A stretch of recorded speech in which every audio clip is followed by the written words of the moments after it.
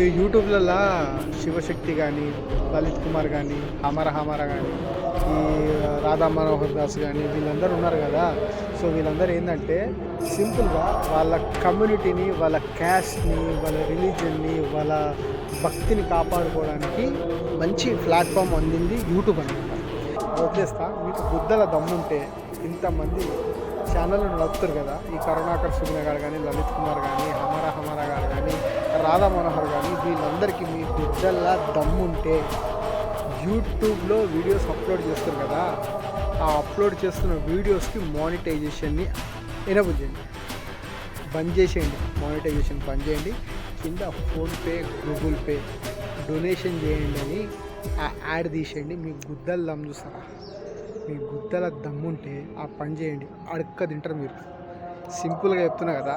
అప్పుడు మీరు కూడా కులం, మతం, జాతి అని ఉండదు. ఏదో 9 నుంచి 6 దాకా ఒక డ్యూటీ చేసుకొని గుద్ద మూసుకొని ఇంట్లో ఉంటారు సుల్లిగల్లారా.